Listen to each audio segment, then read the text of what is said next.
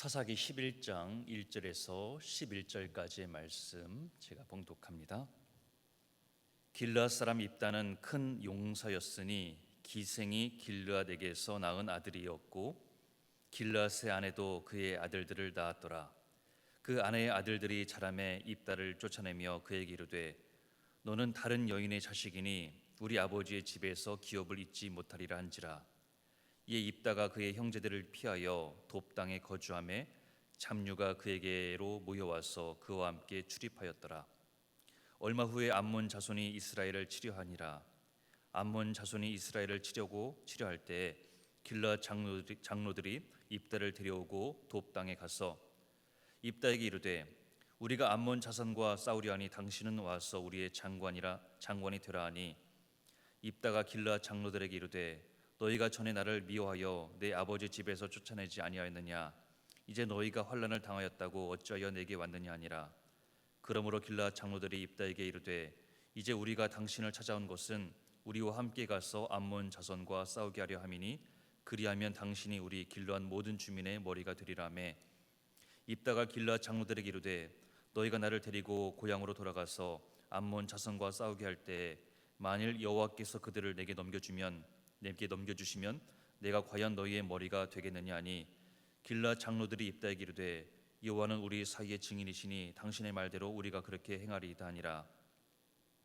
이 입다가 길르앗 장로들과 함께 가니 백성이 그를 자기들의 머리와 장관을 삼은지라. 입다가 미스바에서 자기의 말을 다 여호와 앞에 아뢰니라. 아멘. 사사기는 여러 사사들이 소개가 되고 그 사사들을 통해서 이스라엘을 통치하시는 하나님의 뜻을 보게 됩니다.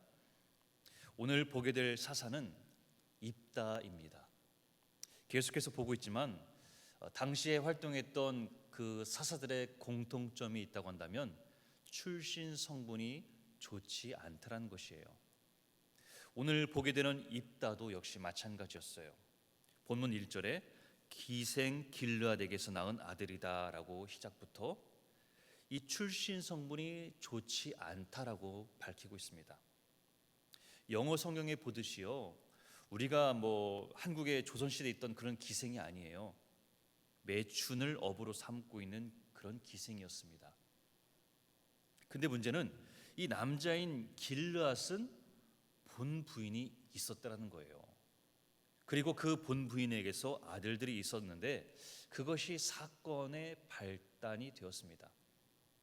맥락을 볼 때 이 입다는요, 길르앗과 기생 사이에서 낳은 첫 번째 아들이 아니었을까 생각을 해봅니다. 그러니까 오늘 2절에서 그의 아내도 아들들을 낳았다 했으니까요. 이렇게 기생 사이에서 낳은 첫째 그리고 본 부인에게서 낳은 아들들을 같이 살았던 것이죠. 근데 어릴 적에는 괜찮았던 것 같아요. 근데 좀 자라서 철이 들고 자신의 상속에 눈이 떠진 것 같습니다. 지금도 그런 문화가 조금은 남아있는 것 같은데 당시에는요, 집안의 그 상속권을 맏아들 첫째가 더 많이 물려받던 시대였어요. 그런데 다른 동생들이 볼 때 배다른 형이 더 많이 상속을 받고 기업을 잇는다는 것이 못마땅한 거예요. 2절을 보니까 그런 배다른 입다를 동생들이 내쫓는 장면이 나옵니다. 너는 다른 여인의 자식이니 우리 아버지의 집에서 기업을 잊지 못하리라. 결국은 터질 게 터졌습니다. 짧은 한마디의 말이지만 이 말을 들은 입다의 입장에서는 엄청난 환멸, 차별, 그리고 거절의 감정이 들지 않았을까 생각을 해봐요.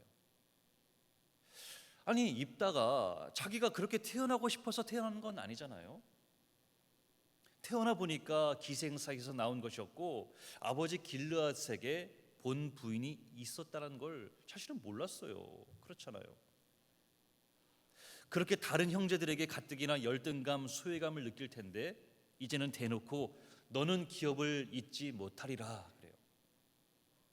큰아들인데 재산 하나, 돈 한 푼 물려받지 못하고 쫓겨날 입장입니다. 그렇게 하나도 가진 것 없이 정든 집을 떠나야 되는 그 억울함, 그렇게 입다를 형제들이 쫓아낸 거예요. 그 입다의 마음이 어땠을까? 이 다른 형제들의 말을 들어보세요. 너는 다른 여인의 자식이니 우리 아버지 집에서 기업을 잊지 못하리라. 다른 여인이래요. 그래도 지금의 어머니는 같이 키워줬잖아요. 그런데 네 엄마가 아니라. 아버지 어때요? 우리 아버지라고 그래요. Our fathers of house. 처절한 거절입니다. 그리고 네 아빠도 아니라는 거예요. 너는 우리와 다르다. 우리 아버지 것이지 네 아버지가 아니라고. 나가라고. 인정도 없이 쫓아냅니다. 있다. 그 환경을 생각해 볼 때 참 많은 차별과 외로움에 그렇게 살았겠다 생각을 가져봐요. 저는 뭐 다 컸지만 저도 13살 초등학교 6학년 개학식 날 혼자 서울 작은아버지 집에 올라가서 한 5년을 얹혀 살았던 적이 있었어요. 그래서 사촌 동생들과 같이 살았던 기억이 있는데요. 뭐 경험해 보신 분들은 알겠지만 아무리 잘해 주셔도 눈치가 보이는 게 사실이죠. 서러운 순간들이 있더라는 거예요. 어쩔 수 없는 그 사춘기 시절에 참 많이도 울고 참 많이 아파했던 그런 기억이 있어요. 근데 오늘 성경에 입다, 참 그 인생도 서러웠겠다 그런 생각을 가져봅니다. 그런 입다가 형제들을 어떻게 할 도리가 없어서 그냥 피하여 도비란 곳에 거주하게 돼요. 이 도비라는 지역은요, 정확히 어느 곳인지는 알 수 없습니다. 그렇지만 자신을 내쫓는 형제들을 떠나왔기에 아마 이전에 있던 곳에서 멀리 벗어난 지역이 아닐까 생각을 해봐요. 하나 단서가 있다면 사무엘하 10장 6절 말씀에 암몬 자손들이 자기들이 다윗에게 미움이 된 줄 알고 암몬 자손들이 사람을 보내 벳르홉 사람 아람 사람과 소바 아람 사람의 보병 2만 명과 마아가 왕과 그의 사람 1,000명과 돕 사람 12,000명을 고용한지라, 그런 기록이 있어요. 나중 일이지만 다윗과 대적하던 암몬 자손들이 고용한 사람들 중에 돕 사람들이 있더란 것을 볼 때 아람 사람들과 인근에 거주하던 이방 사람들이었을 것이다 라고 추측할 수 있는 것이죠.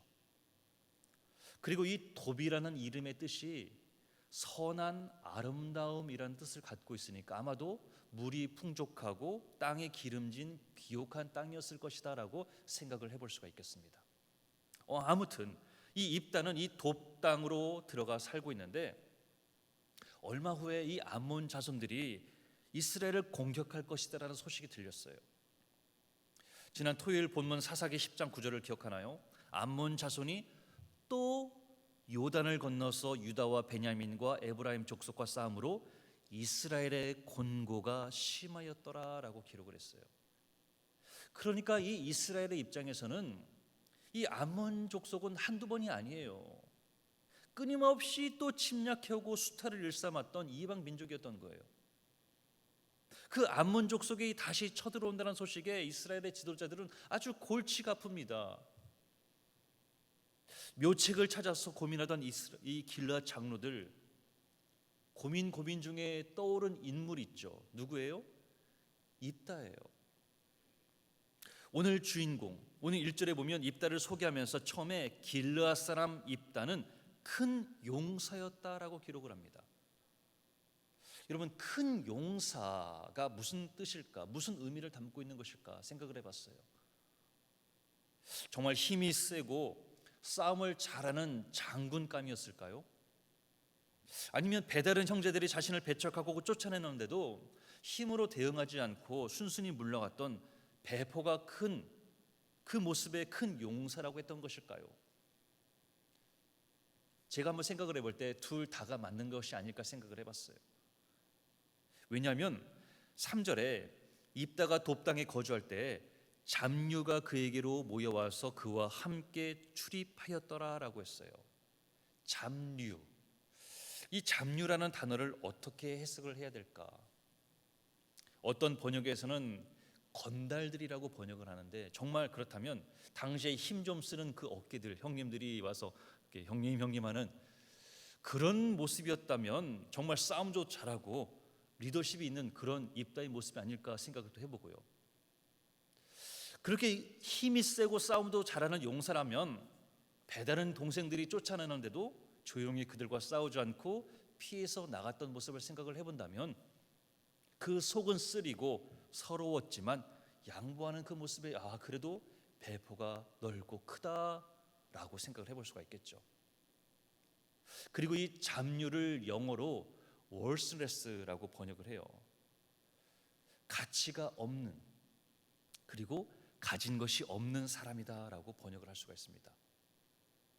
이리저리 오갈 곳 없는 사람들, 입다처럼 쫓겨나 방황하는 사람들, 가난한 자, 병든 자들을 말할 수가 있겠어요.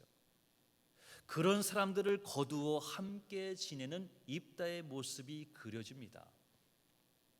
이미 그곳 돕당에서 자리 잡고 나름대로 지도자로서 영향력을 행사하고 있던 그런 입다의 모습인 거예요. 그런 모습을 익히 알고 있던 그 길르앗의 장로들, 그 입다의 소문을 잘 들었던 그런 리더들이 아니었을까요? 그러니까 이 암몬 자손이 쳐들어온다는 소식에 그런 입다를 찾아 나섰던 것이죠. 그냥 보고만 있지는 않겠다라는 거예요. 그렇게 장로들은 돕당에 거주하는 입다를 찾아갔습니다. 입다를 찾아가서 우리가 암몬 자손과 싸우려 하니 당신은 와서 우리의 장관이 되라. 입다를 자신들의 리더로 세우고 싶다는 거예요. 우리의 리더가 되어서 저 암몬 족속과 함께 싸우자는 거예요. 물론 입다의 입장에서는 참 어이가 없습니다. 아니, 내 아버지 집에서 쫓아낼 때는 언제고 이제 와서 도움이 필요하니까 찾아오냐? 그렇잖아요. 그래도 길르앗 장로들은요, 끈질기게 입다를 설득합니다. 이제 고향으로 돌아갑시다. 가서 암몬 족속과 같이 싸웁시다. 우리의 새로운 지도자, 리더가 되셔서 함께 하자라는 거예요. 입다는 돕당에 쫓겨나 잡류들과 함께 지내고는 있었지만 그래도 그의 믿음과 신앙은 참 좋았던 것 같아요. 그렇게 자신을 설득하는 길르앗 장로들에게 9절이죠. 만일 여호와께서 그들을 내게 넘겨주시면 내가 너희의 머리가 되겠다라고 말합니다. 하나님에게 뜻을 묻겠다라는 거예요. 그 의지의 표현입니다. 인간적으로 생각을 해볼 때 돕당에 자신을 따르는 무리들도 있겠다. 이렇게 길르앗에서 찾아와 자신들의 지도자가 되어달라고 하는 그 장로들도 보면서 이 인간적으로 마음만 먹으면 자신을 버렸던 고향에 돌아가서 보란듯이 어깨에 힘을 팍 주고 형제들에게 그렇게 나섰을지 모르겠어요. 그 옛날에는 자신을 배다른 형이라고 아버지의 기업을 받을 수 없다고 내쫓았지만 봐라, 내가 너희를 암몬에서 구원할 지도자이다. 그러면서 그들에게 복수하듯 돌아오지 않았을까 생각을 해보기도 해요. 그런데 입다는요, 먼저 하나님에게 뜻을 묻겠다고 고백을 하고 있다는 거예요. 그리고 11절에서 보듯이요, 미스바에서 여호와 하나님을 찾고 아뢰다라고 그래요. 전쟁에 나가기 전에 제사를 드린 거예요. 그러면서 기도하면서 도움을 바라는 것입니다. 오늘 저는 이런 입다를 보면서 우리의 처지와 또 주변을 돌아보길 바라요.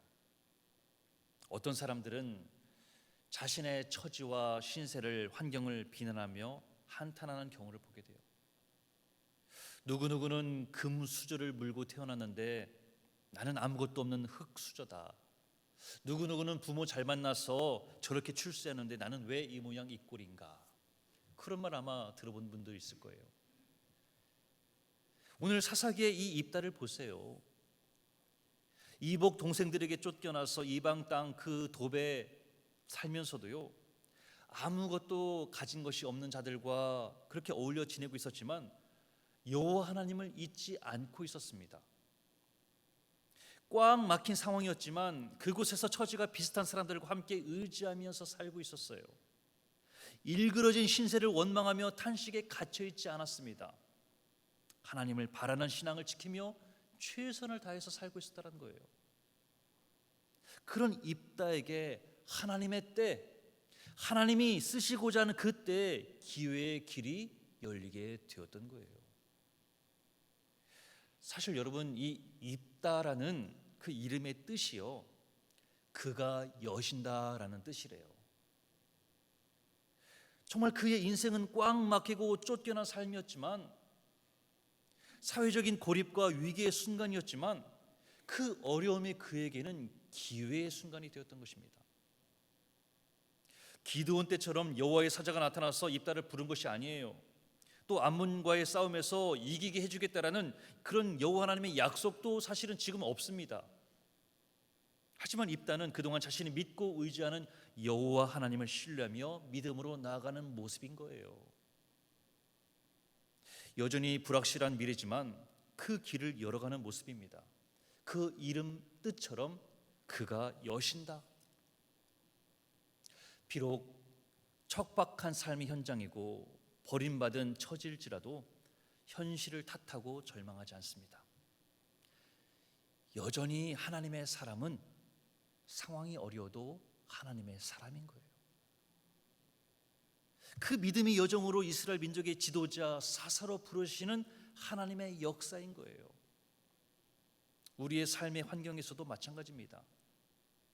우리 인생에도 이런 순간은 반드시 옵니다. 지금 힘들고 앞이 막막할지라도 그가 여신다, 그가 인도하신다, 그 믿음으로 나아갈 수 있길 바랍니다. 하나님께서 여시면요, 감히 다질 자가 없어요. 그리고요, 믿음으로 예비하는 저와 여러분은 이미 주님과 동행하는 인생이에요. 그런 저와 여러분, 잠깐의 고난에 한숨 짓고 절망할 것이 아닙니다. 지금처럼 믿음을 온전히 지키며 예비하는 삶, 기도하는 삶, 그런 우리의 인생은 이미 열린 인생이고 은혜의 대로를 걷고 있는 줄로 믿습니다. 그 믿음과 신앙으로 오늘 또 승리하시길 주님의 이름으로 축원합니다. 기도합니다. 우리의 앞날을 열어주시는 은혜 하나님, 하나님께서 여시면 감히 닫을 자가 없음을 고백하며 나아갑니다.